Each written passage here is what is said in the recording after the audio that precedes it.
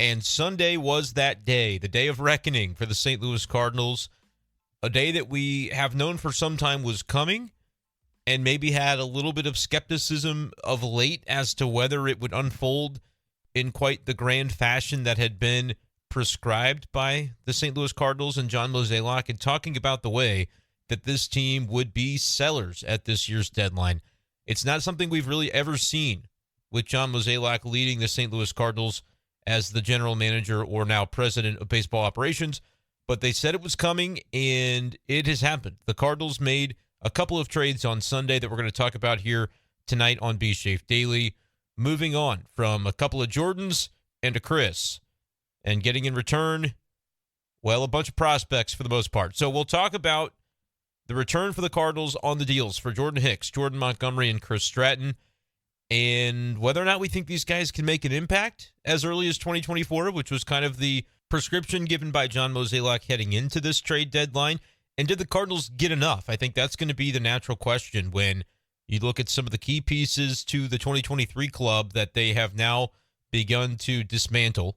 And again, I think we all are probably in agreement that it was necessary with where the Cardinals are in the standings. They did beat the Cubs on Sunday, and we'll probably have some more content maybe coming Monday when it comes to cleaning up some discussion about maybe getting a little more into Steven Matz's outing and how he has really put himself back on the radar for the 2024 starting rotation. John Mozeliak saying today, if he continues to pitch like that, you don't need to mark it in pencil for the 2024 rotation for Steven Matz. You can go ahead and put it in ink pen that he'll be a part of that starting five, which is no surprise given the contract situation and the like, especially given the Cardinals have two starters basically at this point under contract for next season. So interesting to see that angle of it with Steven Matz. There was some really good Dylan Carlson stuff from Ollie Marmol this morning before the Cardinals-Cubs game on Sunday that he talked about with the writers in his office. I'm going to save that because I think the way we discuss some of the things that Ollie said, which I know some other writers have probably already written about it, but I want to at least kind of talk about some of the things that Ollie mentioned when it comes to his view of Dylan Carlson and how he is anything but given up on Dylan Carlson in his career as a big league outfielder, which is an interesting vote of confidence to hear, but the context, of course, is within the next 48 hours, Dylan Carlson may not be on the St. Louis Cardinals team any longer. So I might save that for later in the week once we find out whether or not Dylan Carlson remains a Cardinal or not. Possibly I'll be able to throw some of that content into another video on YouTube either Monday or Tuesday. So make sure you are subscribed to Brenden Schaeffer, St. Louis Cardinals writer, the YouTube channel, which is found at the URL youtube.com/@bschaeffer12. Same as my Twitter handle, Instagram, Threads, everything's at bschaeffer12. So keep an eye on the YouTube page for additional videos that may pop up heading into the trade deadline beyond just the B-Shape Daily podcast. Obviously, I always put the podcast up at YouTube. You can also listen to the podcast on Spotify and Apple Podcasts. I feel like you guys have been listening when I've been begging you to subscribe and follow on Spotify because the Spotify follower numbers continue to rise daily. So appreciative of that and you guys checking out the podcast over there. If YouTube works for you, though, that's perfectly well. You will get some extra content by being on YouTube because I don't put everything on the B-Shape Daily feed. So just a little bit of a tidbit there for you. If you like St. Louis Cardinals talk, the YouTube channel is the place to be through the rest of this trade deadline and the remainder of the season, because then we will see the Cardinals' stretch run roster begin to take shape, which I think will inform what the Cardinals are going to look like for 2024. And that's when the games really begin to count again. I hate to say it in such maybe blunt phrasing, but where the Cardinals are right now in the standings, it's very difficult to imagine making a run, even if they had their full team. And after today, they do not. So, like I said, lots of good stuff for maybe to talk some Mats, some Dylan Carlson, and other topics into the future. But I want to spend this episode of B-Shape Daily completely on the trades that were made Sunday by the St. Louis Cardinals, because I have a feeling that's going to take up all of our time anyway. So I might as well not tease anything else. It started around the 6th inning on Sunday at Busch Stadium that the Twitter sphere began popping off with the reports, the rumblings that things were close. And then we start looking out with binoculars to the bullpen, and we notice, holy smokes, Jordan Hicks isn't out there. Wait, can anybody get eyes on Jordan Montgomery? I don't see him. Oh, wait, yes, I do. But he's not hugging anybody. But now he's traded. Oh, my gosh.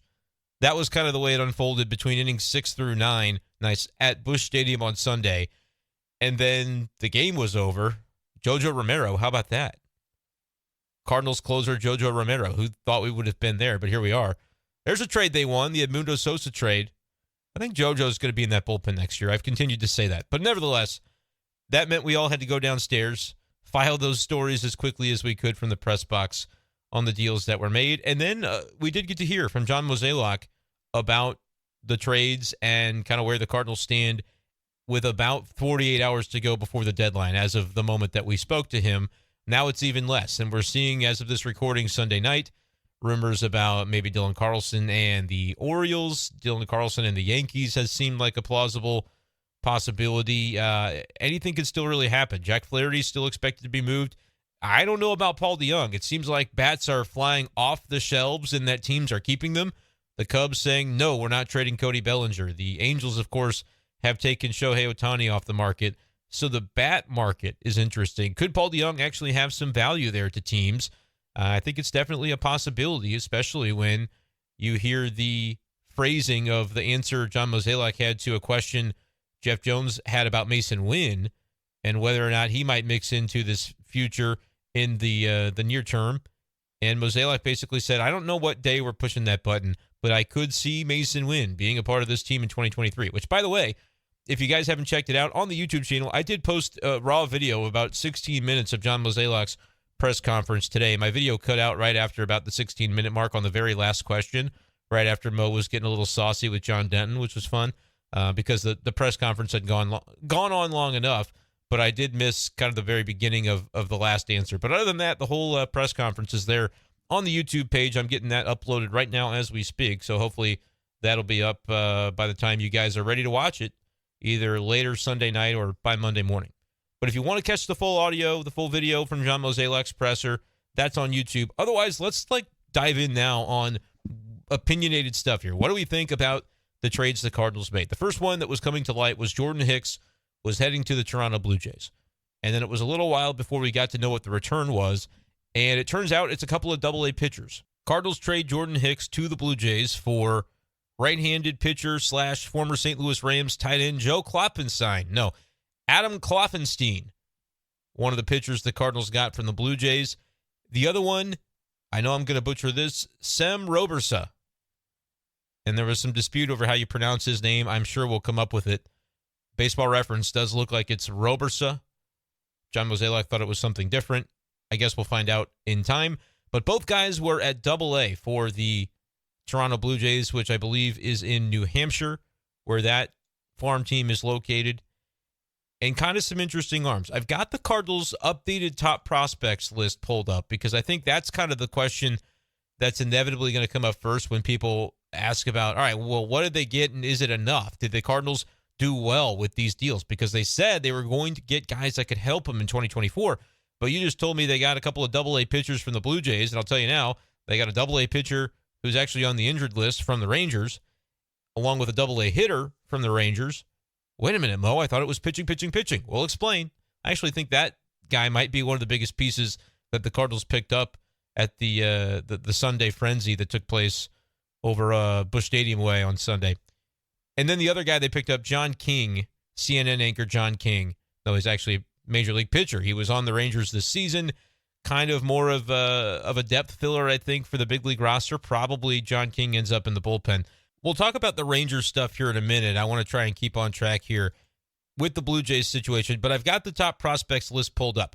I don't know specifically where Adam Kloffenstein was in the Blue Jays prospect rankings, and I also don't particularly care. And that's going to be true of everybody that we talk about here today that the Cardinals picked up.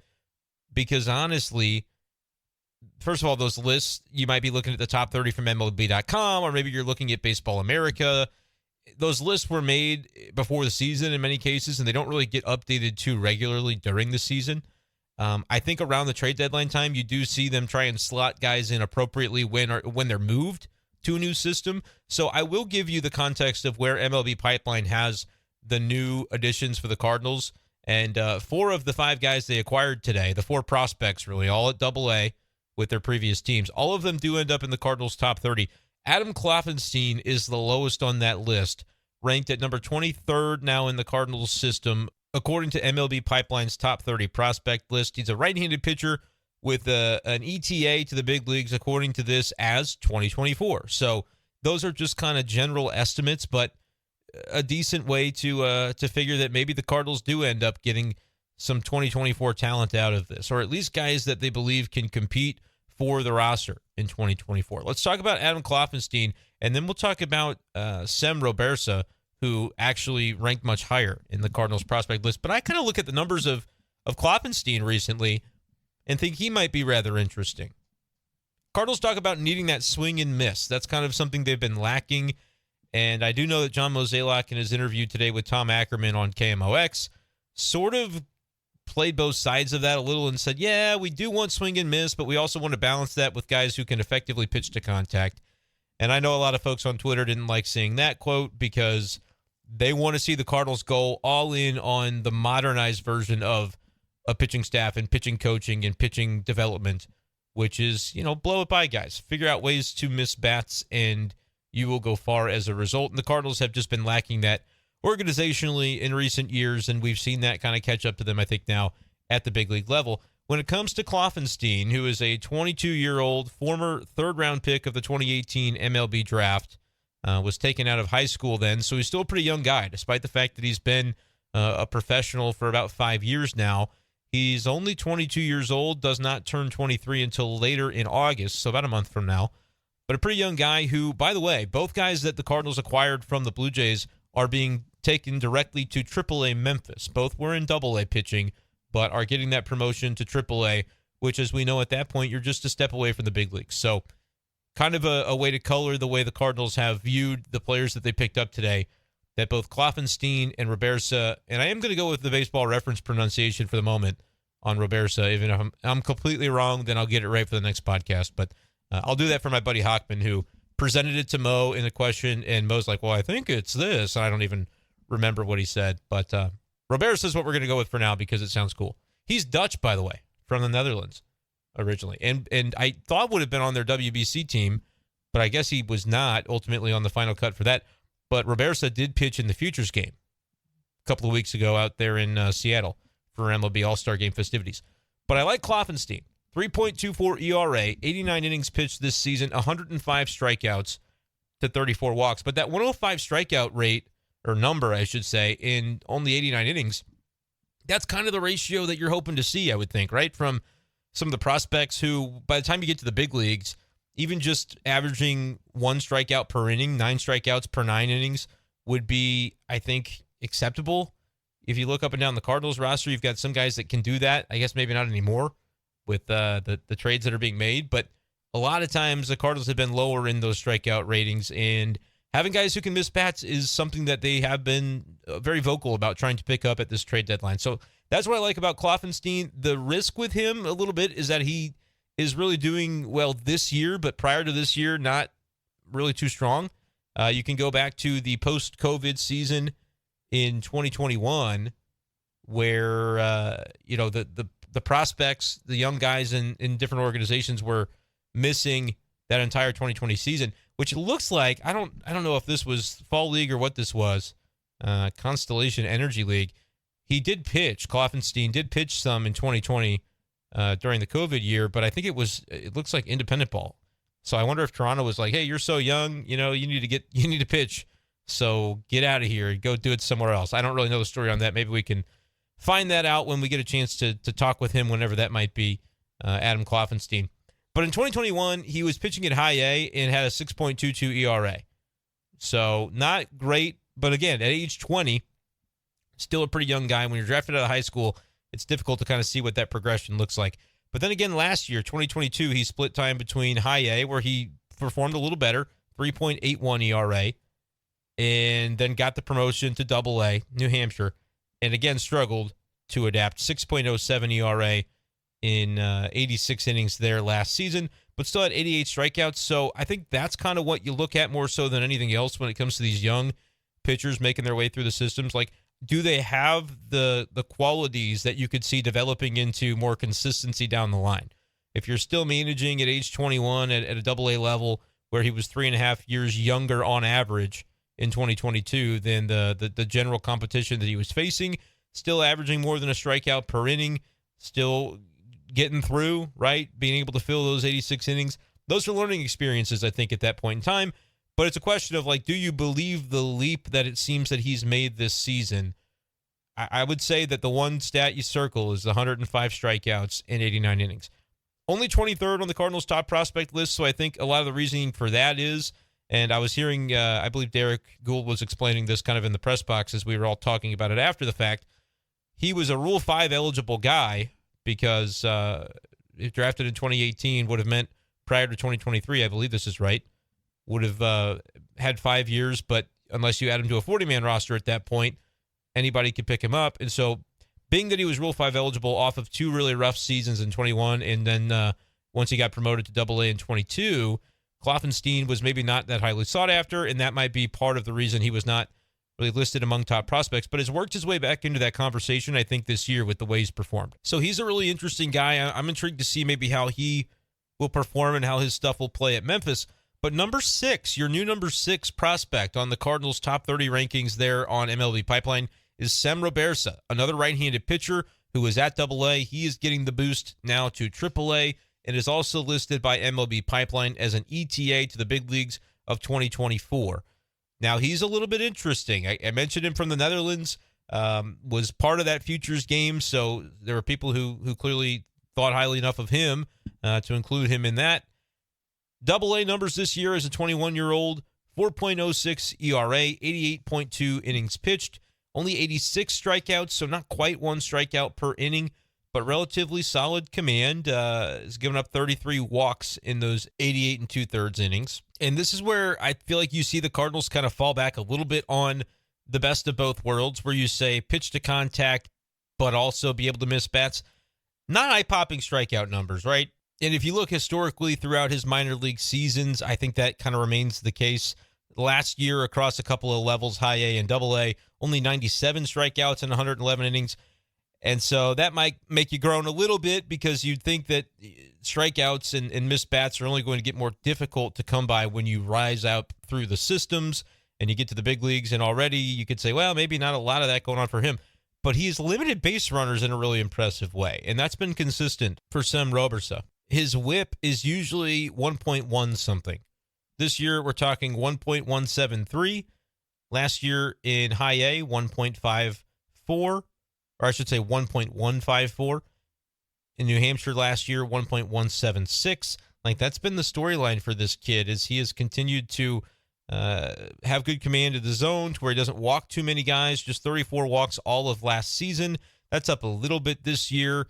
In about 20-something fewer innings, he's got the same amount of walks as he did all last season, but still pretty good, 33 walks in about 89 innings, and just doesn't give up a lot of hits. So a 1.1-something whip is generally going to be something that you're pretty happy with.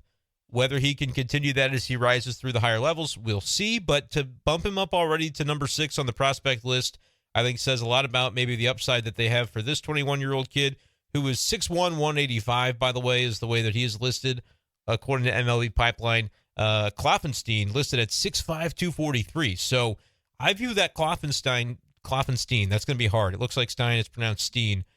I view him, he could be kind of that workhorse, maybe have the body type to eat up a lot of innings. That would probably be the hope, and the fact that he's been a guy that's had good strikeout rates, you feel good about that.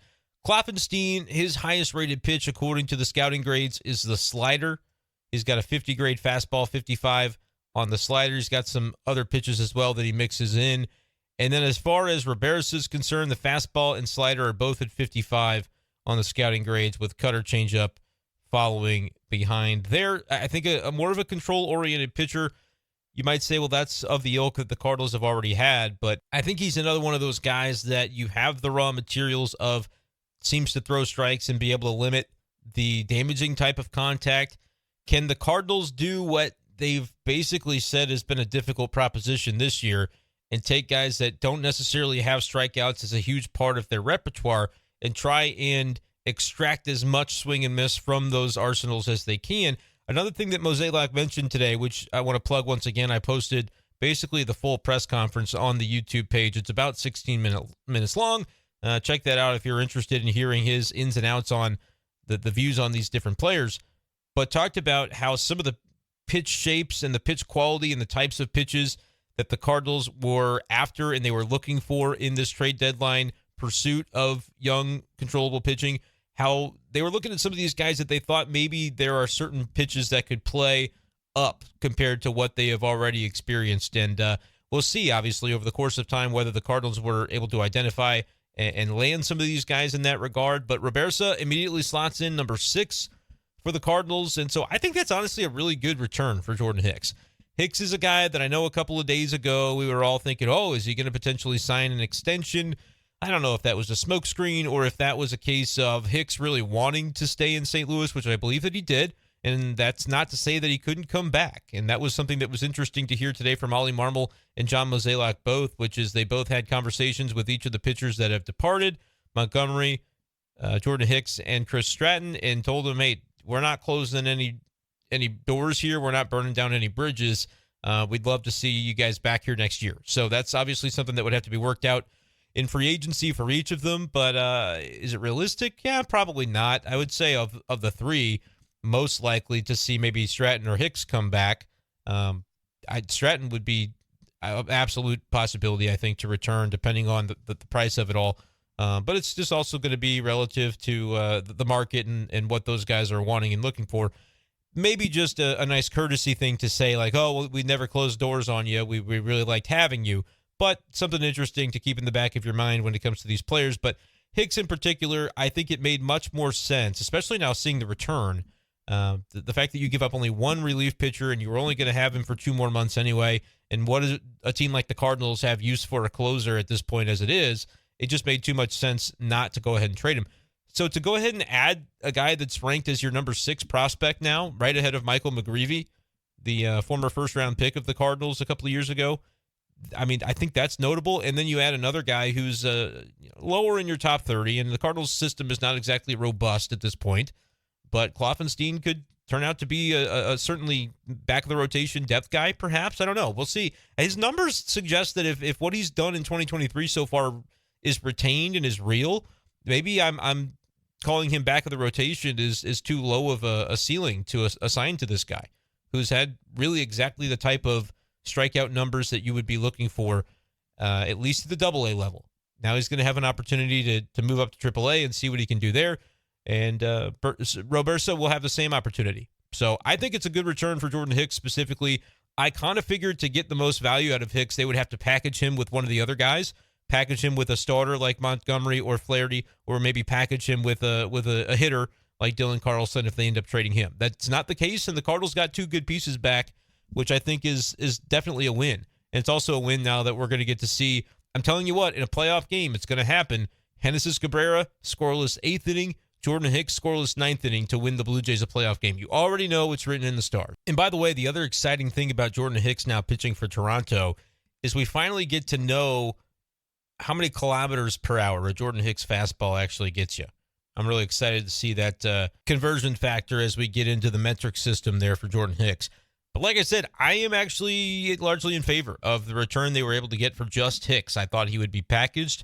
The fact that you get 2 AAA pitchers, essentially, like they're going to be a AAA. They were AA guys, but 21 years old, 22 years old, some young guys, potential, and all you did was give up a closer that you don't have a lot of a use for a closer at this point with where the Cardinals are the rest of the season. I know it's painful. I know I'm maybe treating it more like the business transaction that it is, but I think that's just where the Cardinals were. And again, if they really do want to bring Jordan Hicks back, I don't think he's going to be completely closed off from the idea unless he got really pissed off by the fact that they did trade him today because the team probably knew he didn't want to go anywhere, but I don't have any knowledge of what his reaction was. He was not in the clubhouse by the time we got through talking to Ollie Marmol and John Mozeliak.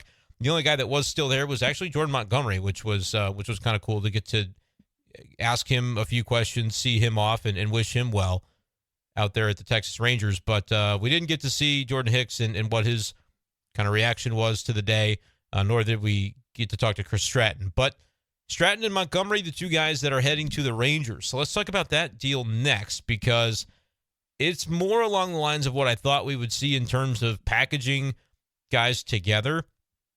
As far as the return, like if you compare it to what they got for just Hicks alone, it feels a little bit underwhelming on the pitching side. But I think the highest upside guy of the day, of all the trades that were made, ends up being involved in this trade and coming to the St. Louis Cardinals.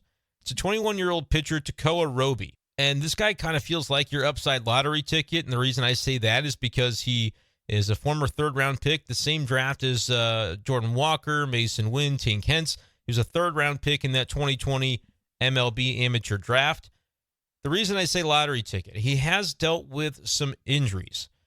He's just 21 years old, does not turn 22 until later in September, out of Asheville, North Carolina. Great place to go for a honeymoon, if anybody's wondering that. But Tekoa Roby has dealt with elbow injury in the past. He did not get Tommy John, I don't believe. Was able to avoid that late 2021, I think, and then the offseason 2022 recovered and came back and largely pitched a full season last year at age 20 in 2022. Pitched at the high A Hickory level, had a 4.64 ERA at 20 years old, but did throw over 100 innings with 126 strikeouts. That's really the numbers that pop off the page, and that was after having a little bit of elbow trouble. But then coming into this season, gets the start at Double-A Frisco. He's got a 5.05 ERA, so not super noteworthy in that regard, but does average a little more than a strikeout per inning at 50 Ks in 46 innings this season. But the problem now is that he's on the injured list. He's dealing with a shoulder issue. John Mozeliak saying today that Roby would go down to the training complex at Jupiter, the rehab situation for him ongoing, but that the Cardinals do plan that he will pitch at some point again in 2023, whether that's at Double-A or where they choose to send him, believing that he will be able to get back on the mound with whatever shoulder stuff he's working through. They obviously would be asking about that and trying to get an idea for it before finalizing the deal. The Texas deal did take a little bit longer to get finalized than the Blue Jays deal. I don't know the reasoning behind that, but Mo did say that right before he stepped into the interview room to talk for the press conference, he had just gotten off the phone with Tekoa Roby, who had actually asked if he was okay if he played catch because was, I guess, down there and wanted to still wanted to play catch at the facility where he was. Mo didn't say specifically whether he answered that in the affirmative, was saying, don't want to get guys that you just traded away hurt on your facility. So maybe he needed the permission to play casual catch. I honestly don't know how that ended up, but I just thought it was a funny inclusion in the press conference today. But good news on the surface anyway, that Roby would be able to perhaps pitch again this year. He's number 4 right now in the St. Louis Cardinals top 30 prospects according to MLB Pipeline. And the list now goes like this. Mason Wynn, number 1, and he may not be a prospect for long either. Tink Hence, number 2. I think it's starting to get time to be really excited about Tink Hence, who still just 20 years old, according to this on MLB Pipeline. I don't know when he turns 21, though. I guess I should look that up and find that out. Born in 2022. That's not what I said. That would be notable. That would be notable. He was born in 2002. Actually has a birthday coming up just this week. So Tink Hence, about to turn 21, was, of course, a second-round pick from the Cardinals' 2020 draft class. He's number 2 in the organization's top prospect list with Gordon Graceffo at 3. And then the newcomer Tekoa Roby that we were just talking about at 4. Cooper Jerpy at number 5. First-round pick, I believe, from the last year's draft. Left-handed pitcher. And then Semper Bersa sliding in at number 6. Roby, I think, absolute high upside. You probably don't have the chance to trade for him if you weren't kind of going through these injuries the last couple of years, right? With the type of power arm that he projects to have, listed at 6'1", 185 as well, which I think that was Robersa as well. Yeah, so I don't know. Maybe they're identical, but another solid right-handed pitcher, and you look at the scouting grades on him, 55s across the board. So a pretty deep arsenal according to that. 55 grade on the fastball, curveball, slider, and changeup. And for those unfamiliar with the scouting grading curve, it's a 20 to 80 grading scale. So you start getting into the 55-60 range. That's certainly notable. I believe it has something to do with standard deviations. I read that recently, that the 20 to 80 grade scale in baseball scouting is actually based on some good statistics and things of that nature. But Roby, solid arm. I think it's going to be exciting if he can be healthy. That's obviously the bottom line for pitchers in general, but clearly ranked with some legitimate upside as now the number 4 prospect in the Cardinals system. So they add him to the top 10. They add Robersa to the top 10. And here's another fella added into the top 10, and the guy that I said could honestly be maybe the dark horse best pickup of the day for the Cardinals. And the reason I say that is because of the player comp that John Mozeliak gave for Thomas Saggese, who is not part of the pitching that the Cardinals were looking to pick up at the deadline. He's actually an infielder, listed on Baseball Reference by his positions of second base, third base, and shortstop. Wow, okay, so he can play a little bit of everywhere. And also, he's got a bat that he brings with him to the ball yard. 21 years old, spent this season so far at Double-A Frisco, and does not turn 22 until next April. Reading off the batting line here for Saggese, 314 batting average, a 380 on base, and a 514 slug for an 894 OPS. He's got 15 home runs in 417 plate appearances, which matches about what he did last year at High A when he had 14 home runs in 419 plate appearances before a late season promotion to Double-A. He looked great last year at Double-A, has continued to do so this season. 15 homers, 78 RBIs, can play anywhere on the field. Wow. Good on base skills. Who does that sound like? Well, if the answer that you were thinking was Brendan Donovan, well, you would be correct, because when I asked about John Mozeliak's thoughts on Thomas Saggese, he said, well, it's kind of like Brendan Donovan. He called him a Donovan type with the way that he can be versatile, play a little bit of everywhere. And then I thought it was fascinating that Mo said, because this is a phrase that I have used. If you've listened to my content, Be Safe Daily and the like for long enough, you've probably heard me talk very highly of BFD, Brendan Donovan, when I say, you know, if you had 9 Brendan Donovans out there on the field, you'd probably win a lot of baseball games. And Mozeliak said, we obviously love what we have seen from Donovan, and, you know, if we could have another one, that would be awesome. So the Cardinals maybe now have 2 Brendan Donovans. They just need 7 more to complete the set and become entirely ungovernable in the MLB hierarchy. That's all we're looking for. 9 Brendan Donovans, and you can't be defeated.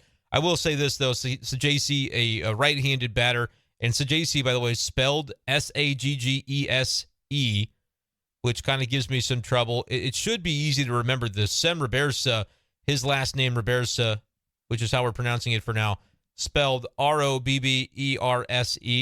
So they both have a double consonant and then an SE ending. And I keep wanting to make the S's doubled, but it's really the first consonant that's doubled. It's a whole thing for me. But Saggese, right-handed batter, plays a little bit of everywhere, has a bat to him, drafted in the 5th round in that 2020 MLB draft. So the Cardinals really feel like they loaded up on some talent from the Double-A caliber today. A lot of these guys going to be right to Triple-A. Some of them will get there sooner rather than later, I would imagine. And I know a lot of people might be saying, well, how does that help you in 2024? Did the Cardinals really get enough here? I think they probably did. I think the returns are really solid. I don't know how many of these guys are going to pan out or to what extent they will do so. And maybe that's the scary part, because you're getting 4 guys that were at Double-A. John King, the CNN anchor, as I mentioned, was the 5th acquisition by the Cardinals today. He was part of that deal with the Rangers as well. 28 years old, not really a prospect, had a 5.79 ERA so far this year with Texas in 15 relief appearances. Is there a lot of upside there? Probably not, but that's a guy that, you pick up and is a controllable arm, and maybe he is a left-handed thrower, and so maybe you find another gear from him potentially than what he has shown so far. Kind of in that mixture as a guy who's pitched to AAA, pitched at the big leagues, not a ton of success. But I think the 4 main acquisitions are the guys that were all at Double-A. King, by the way, John King will likely end up in the St. Louis bullpen as early as Tuesday because, of course, they've got some roles to fill on that pitching staff at this point. And we'll talk more in the days ahead once we know the final roster, what our expectations are for how the roles are going to shake out and how the auditions, I suppose, are going to begin for this Cardinals team, looking toward 2024, but still with an eye on trying to get these guys sharpened up for 2023. Interesting thing Ollie Marmol said the other day, this was Saturday morning, talking about hey, is it just going to be time to let the kids play and develop and all that kind of happy-go-lucky sounding stuff? He said, yeah, development's going to be a part of it once you're kind of quote-unquote out of it, but it's something that he values and maybe the Cardinals have not seen enough of in recent years in their minor league system, and perhaps that's part of the reason you're not getting the contributions from the minor league system this year for the St. Louis Cardinals at the big league level. Normally, you've got guys getting called up left and right, and they're making meaningful contributions. And that's kind of been a pipeline that has soured a little bit this year, other than Jordan Walker coming up from the very beginning, but you knew that he was a top prospect. And on the pitching side, they haven't gotten a ton of contributions, but that 2021 season was a disastrous one for the Cardinals throughout their minor league system. They aggressively promoted a lot of the prospects and young guys from that 2020 COVID year, kind of guessing at where they should be placed thereafter. And maybe we're a little overly aggressive in doing that, but it led to losing seasons essentially across the board, AAA, AA, single A, throughout the entire minor league organization. Whereas historically, Ollie Marmol talked about rising through the ranks as a coach and manager. That was part of what I think made Ollie a very compelling managerial candidate at the big league level, because he extracted that talent and found a way to win baseball games at the minor league levels that he was coaching at, which is something the Cardinals have valued over the course of their history. And I think it's been valuable that, you think of the Memphis Mafia over the years and the different guys that have come up to really make meaningful contributions to longstanding playoff teams like that 2011 run. And even in years since, guys that come up from Memphis are seasoned and prepared because they're probably playing for championships down there in many years. And the same has been said for AA. That's kind of gone by the wayside a little bit. 2021 was a year in particular where that was problematic. And so the idea for Ollie of, just bringing these guys up and saying, yeah, let the kids play, let them develop. Part of that development is the hunger and the thirst and the chase for the win. And knowing that even though they're going to be a little depleted compared to where their roster was a couple of weeks ago, when it had Montgomery, when it had Hicks, when it had Flaherty, the idea and the mindset for Ollie Marmol is still going to be to manage to win these games. Yes, you do have to balance the development aspect of it as well. But if these young kids aren't valuing winning at whatever level they're at, how are they going to know that it's something important to do? Which maybe is an oversimplification. That sounds kind of dumb the way I phrased it. But to know that chase for winning and for victory and to prioritize that is still going to be something the Cardinals will do down the stretch. So I think it's inherent that they're going to lose a lot of games because they're not going to have the level of experienced talent that they started the year with after they make all of these trades at the deadline. But also there is that element of if you get kind of the right mix together, and it already was a young team, it's going to get even younger, I think, and less experience with the guys that they're inevitably going to have to turn toward for August and September. They're still going to try to win baseball games, I think is the message that Ollie Marmol was sending. And we'll try to get to some more of those thoughts, like I mentioned, with Ollie and the Dylan Carlson stuff. A lot of good stuff about his development from the right side of the plate versus the left side of the plate was discussed this morning by Marmol. And we'll get to that later on the YouTube channel. I am still kind of on pins and needles to see what happens with Dylan. If I had to guess, I'm still kind of 60, 70% probably that he does get dealt, just based on the amount of rumors that are flying around, the notion that bats are not all that prominent right now on the trade market. And so teams looking for bats and looking for controllable upside like Dylan Carlson would provide, it's certainly more than possible that he would get dealt. But that's just kind of my speculation at this point, and we'll have to wait and see.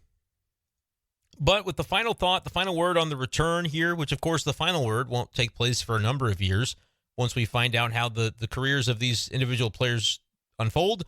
But when you look at Montgomery, Hicks, and Stratton being the guys you give up, you weren't getting anything for these guys if you didn't do it before this deadline. They could have pitched for you the rest of the year. Maybe you win 79 games instead of 75 or 72 as a result of keeping those players. But the juice would not have been worth the squeeze to just completely hope against hope and to be stubborn to reality of where this team was in the standings. I think John Mozeliak had a really good day. I really do. And he's got a chance to have a couple more good days. He said today was an event. It was not the whole thing. The trade deadline is not here. He asked himself this hypothetical: do we think that there's going to be some more action, some more things yet to get done? Probably. And Jack Flaherty, I think you absolutely still need to move Jack Flaherty. Another expiring deal. Paul DeJong, if they can find a way to make it work without being forced to eat too much money. Again, I don't even know if the return is the biggest part. At this point, I just want to see Paul DeJong playoff renaissance. Like, give him a chance to go play in the playoffs somewhere. Realistically, the Cardinals are not going to pick up that option for next year. And so I think it makes the most sense probably to move on. And it gives him an opportunity to potentially find another gear with a new team and just see what that looks like in another environment.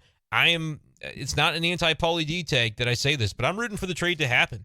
because I want to see Paul DeJong in the playoffs and root for that opportunity for him. But as far as the return today, I think a good one. I think you get 4 guys that are all, yes, they've only played at Double-A at their highest. There's upside in Roby with the injury, but hopefully that's something he overcomes rather quickly and can maintain. It's a little scary when you think about he had elbow but no Tommy John. He's got surgery or shoulder but no surgery. And so it's like, is that what's exactly going to be the long-term thing that keeps him out potentially? But the upside is undeniable with him.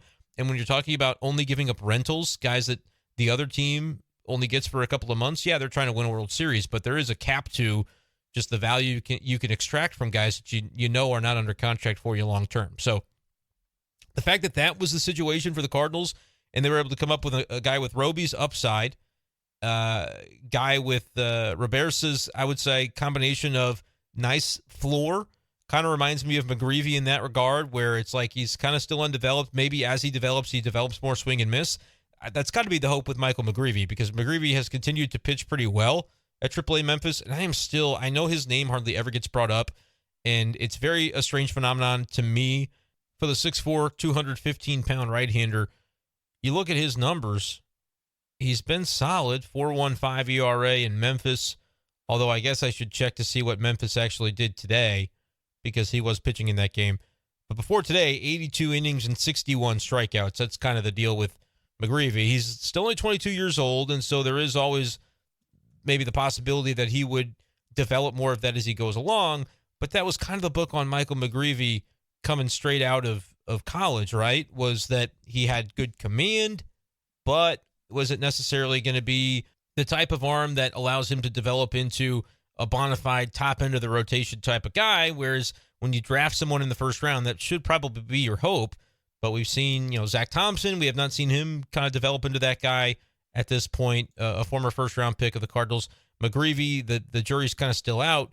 But I feel like with the way he is developed already now at AAA and thriving is the way I would phrase it. And today, just checking out the numbers, his ERA is actually now down to 3.83 because he threw 7 strong today for Memphis. 7 innings, 3 hits allowed, 4 walks is very un-Michael McGreevy-like for what I think we would expect to see from him, but also had the 6 strikeouts today.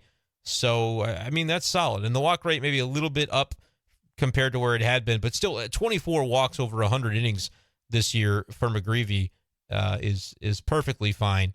It's been up a little with Memphis because he had just 1 walk in Springfield in 18 innings, 23 of them in 82 innings now with Memphis, but still a very good command-oriented pitcher. But the reason I bring up McGreevy, who we talked about earlier being the number 7 prospect in the organization per MLB Pipeline, 1 spot behind Sem Roberse, and I'm going to say his Roberse, I'm going to say it different every time. Eventually I'll get it down. I'll hear it said enough that I won't get it wrong. So apologies to Sem, but the reason I bring up McGreevy, kind of that orientation of command pitcher who's maybe not going to strike out a bunch of guys, which feels like that's what the Cardinals have already had and what they're almost trying to get away from. And so you kind of ask the question of, well, how do you square that circle with the fact that you willingly drafted Michael McGreevy, who was that kind of guy? But maybe that means the Cardinals still believe there's another gear in terms of the swing and miss game that McGreevy can get out of him. And talking to McGreevy, by the way, at spring training, he's not a guy that I count out just by looking at the box scores or the profile that says he's not going to strike out enough guys. Like, maybe this doesn't have value to a major league team in the way that it just sounds very good narrative based, but McGreevy is a competitor. I could tell from talking to him and from watching him down in spring. He's a guy that gets after it. What is he, 22, 23 years old? I was just looking at his MLB Pipeline page, which said he was 23. I had maybe called him 22 years old earlier. I think that was from looking at, he just turned 23 recently is the situation that I believe it is. Yeah, in July he turned 23. So that's what the situation is there. But he's not a guy that I'm counting out. But Sem Robersa, in a similar way, not a super high strikeout guy, but I think has good command and maybe even a little more strikeout K rate than what we've seen so far from McGreevy, which is maybe why he's a little bit higher on the prospect rankings for the Cardinals, but still kind of a raw talent, undeveloped and young enough to where you could absolutely see steps forward from him. And then the third pitcher is kind of the third wheel in terms of where he's ranked on the prospect ranks, because Robersa and Tekoa Roby are both ranked within the top 6 for the Cardinals, but you've got Kloffenstein down there at 23, and it wouldn't shock me if he ended up being the best of the bunch because he's demonstrated more consistently at Double-A and has not had the health issues of Roby at this point. of having high strikeouts. 105 Ks in 89 innings is something to pay attention to, and I think feel good about. So Kloffenstein will get right to AAA. Those are three good arms. Again, you got these for three guys who are rentals. You do throw Chris Stratton into the deal with the Rangers to maybe spice up the return a little bit more, but I think that was always going to be the way that you dealt Stratton. If you did, it wasn't going to be that you traded him alone, for a minor league player, because that probably wouldn't have gotten you a very sexy return, just because he's more of a middle relief type, a bullpen depth piece that has a veteran leadership, veteran presence that I think could be valuable for sure with Mike Maddox down there in Texas.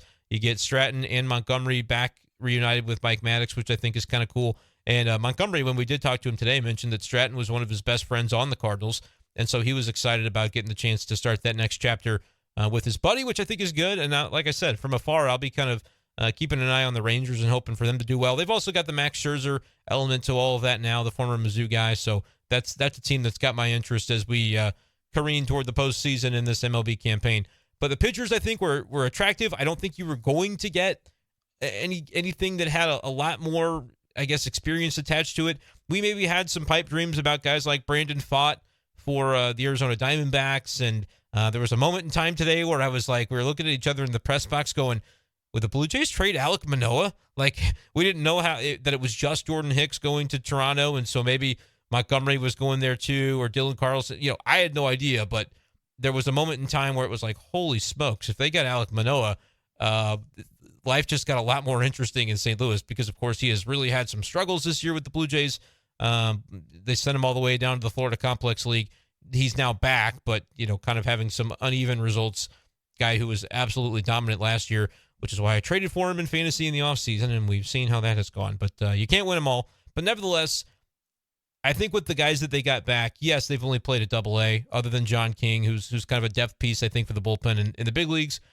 But when you look at rentals, the idea that you were going to get bona fide studs that were going to step right into your major league rotation or something like that, I just don't think it was ever realistic, because when you look at the teams that you're trading with, they're all contenders. And if they have a guy that would step right into a big league rotation, they're probably using him right now rather than trading for your Montgomery or for your Jordan Hicks or your Flaherty sort of thing. So I think the fact that you get some guys with some upside feels really good. And I'm telling you what, I'm keeping my eye on that Thomas the JC guy, the Brendan Donovan comp from the right side, essentially. Right-handed batting Brendan Donovan, high batting average, high on base, has slugged as well at the levels that he has gone so far as a professional, is just 21 years old at this point, a young 21, April 10th, 2022 birth date, so he'll turn 22 next April.